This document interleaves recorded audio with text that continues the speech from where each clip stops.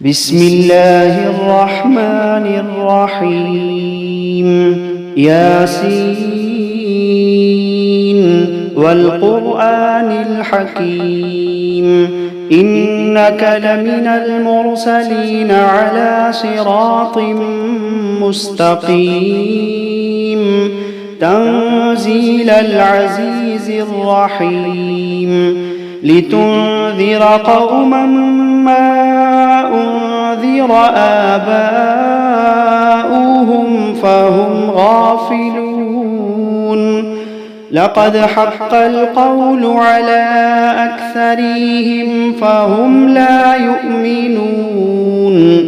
إنا جعلنا في أعناقهم أغلالا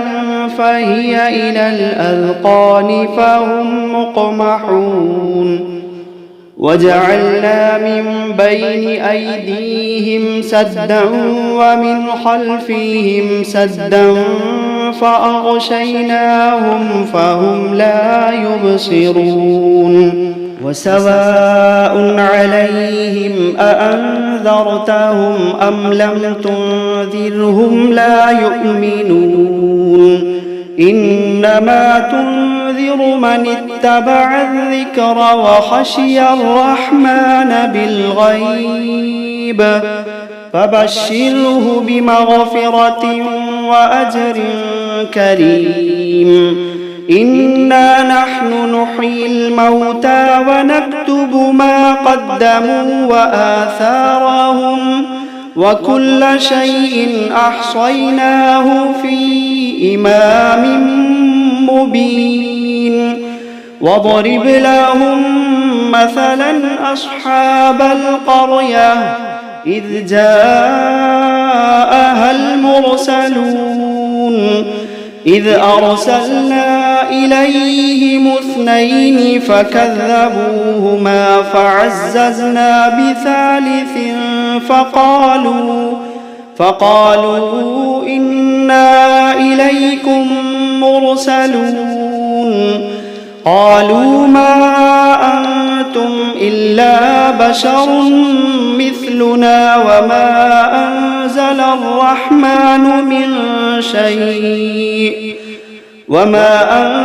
الرحمن من شيء إن أنتم إلا تكذبون قالوا ربنا يعلم إنا إليكم لمرسلون وما علينا إلا البلاغ المبين قالوا إنا تطيرنا بكم لئن لم تنتهوا لنرجمنكم وليمسنكم منا عذاب أليم قالوا طائركم معكم أئن ذكرتم بل أنتم قوم مسرفون وجاء من أقصى المدينة رجل يسعى قال يا قوم اتبعوا المرسلين اتبعوا من لا يسألكم أجرا وهم مهتدون وما لي لا أعبد الذي فطرني وإليه ترجعون أأتخذ من دونه آلهة إن يردني الرحمن بضر لا تغني عني شفاعتهم شيئا ولا ينقذون إني إذا لفي ضلال مبين إني آمنت بربكم فاسمعون قيل ادخل الجنة قال يا ليت قومي يعلمون بما غفر لي ربي وجعلني من المكرمين وما أنزلنا على قومه من بعده من جند من السماء وما كنا منزلين إن كانت إلا صيحة واحدة فإذا هم خامدون يا حسرة على العباد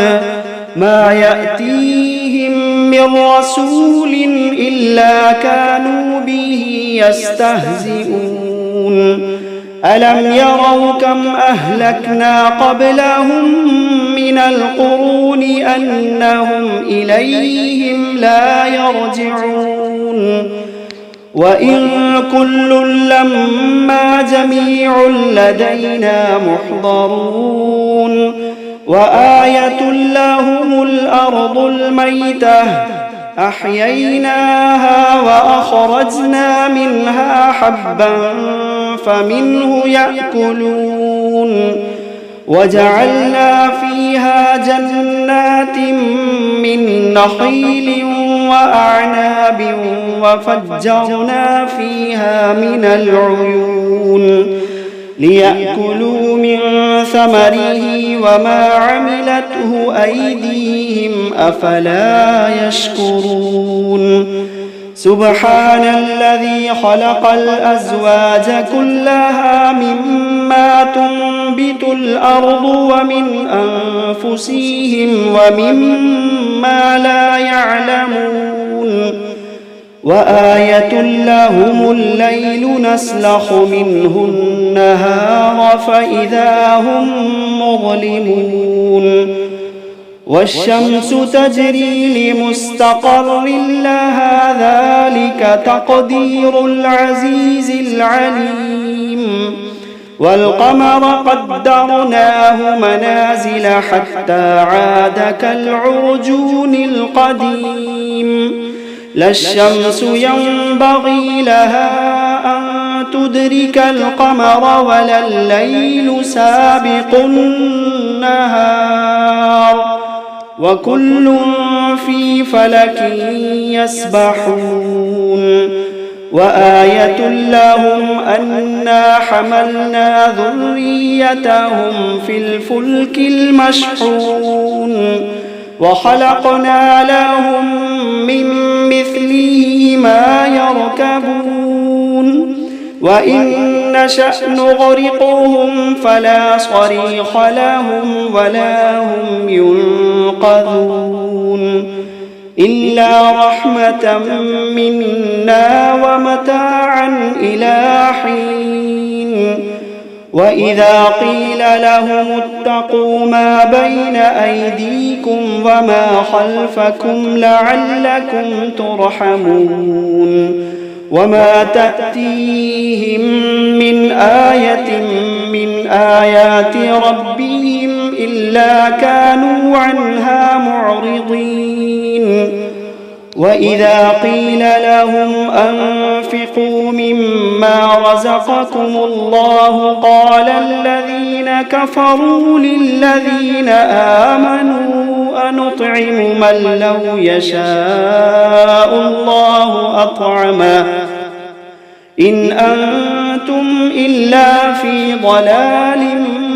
مبين ويقولون متى هذا الوعد إن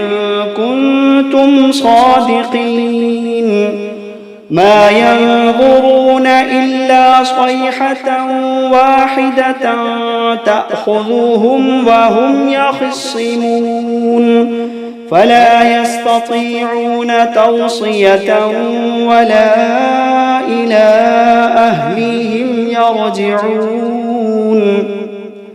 ونفخ في الصور فإذا هم من الأجداث إلى ربهم ينسلون قالوا يا ويلنا من بعثنا من مرقدنا قالوا يا ويلنا من بعثنا من مرقدنا هذا ما وعد الرحمن وصدق المرسلون إن كانت إلا صيحة واحدة فإذا هم جميع لدينا محضرون فاليوم لا تظلم نفس شيئا ولا تجزون إلا ما كنتم تعملون إن أصحاب الجنة اليوم في شغل فاكهون هم وأزواجهم في ظلال على الأرائك متكئون لهم فيها فاكهة ولهم ما يدعون سلام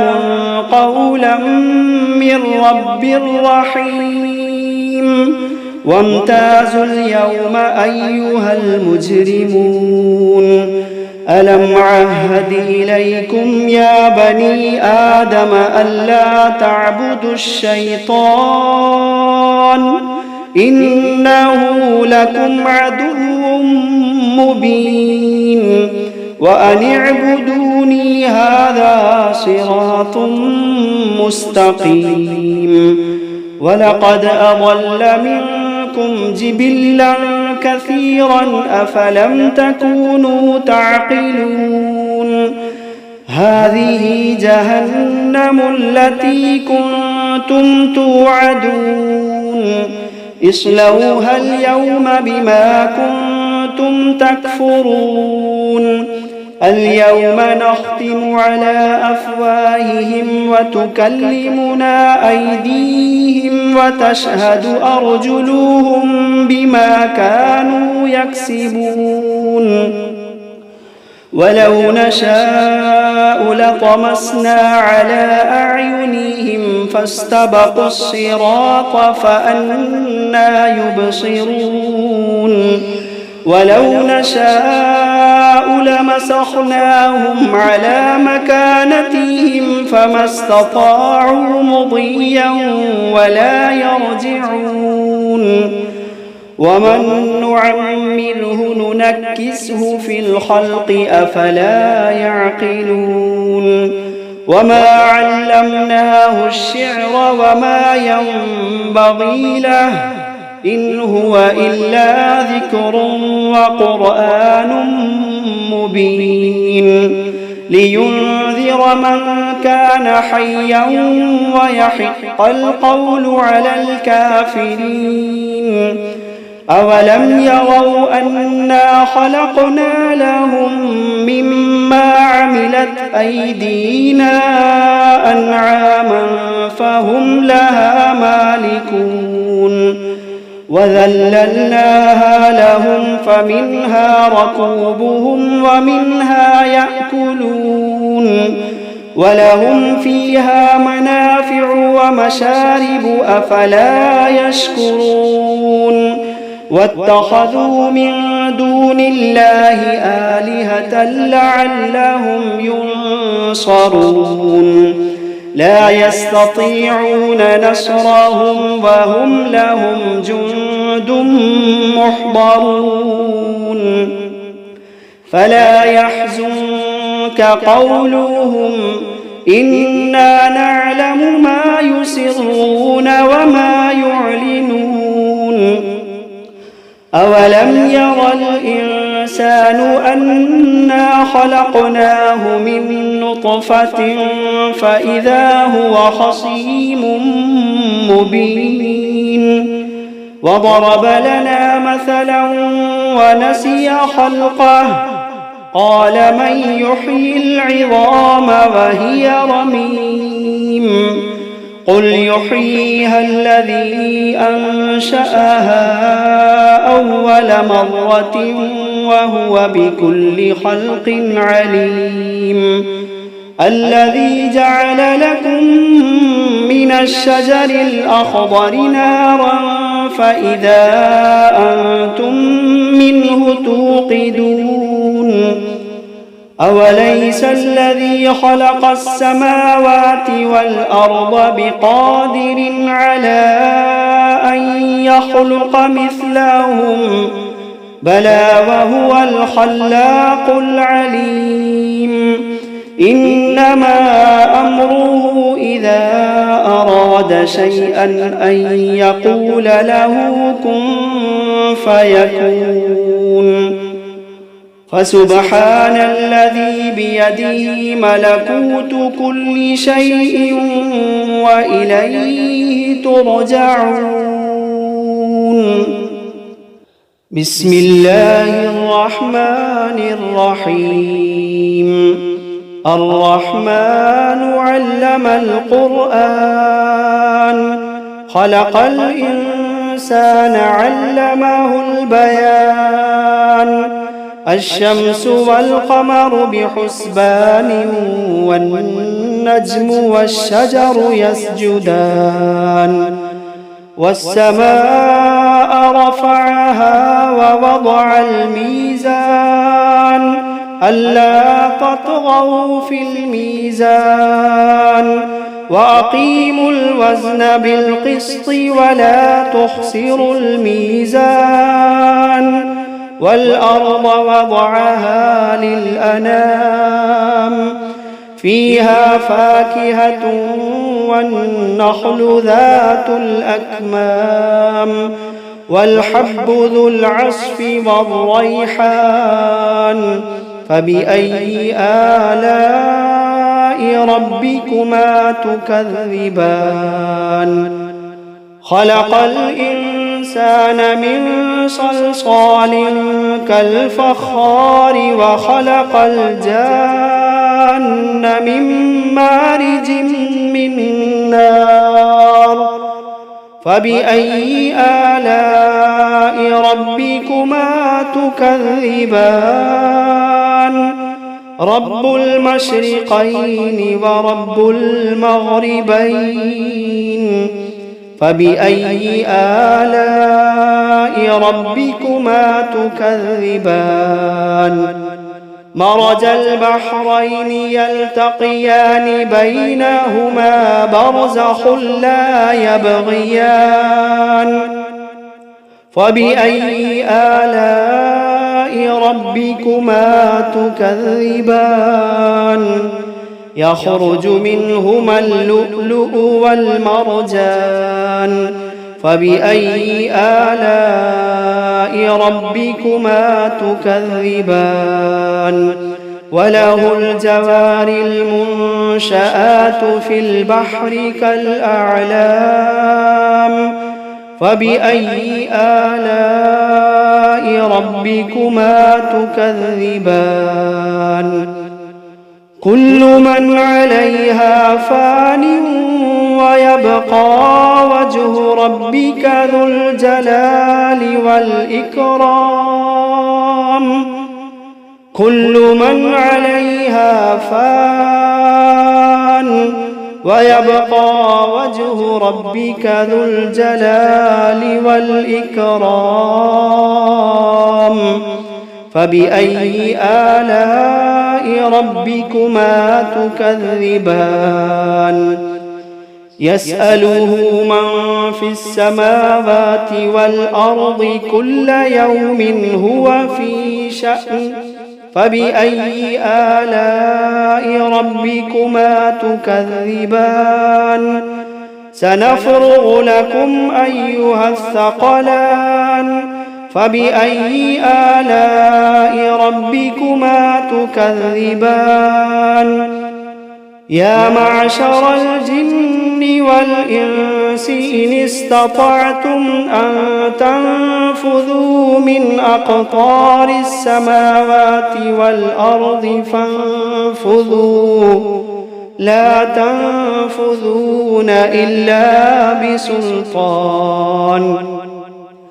فبأي آلاء ربكما تكذبان يرسل عليكما شواظ من نار ونحاس فلا تنتصران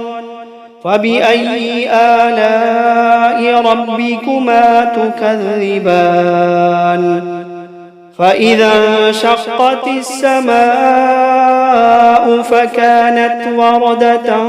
كالدهان فبأي آلاء ربكما تكذبان فيومئذ لا يسأل عن ذنبه إنس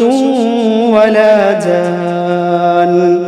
فبأي آلاء ربكما تكذبان يعرف المجرمون بسيماهم فيؤخذ بالنواصي والأقدام فبأي آلاء ربكما تكذبان هذه جهنم التي يكذب بها المجرمون يطوفون بينها وبين حميم آن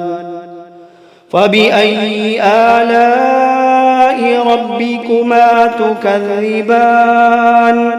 ولمن خاف مقام ربه جنتان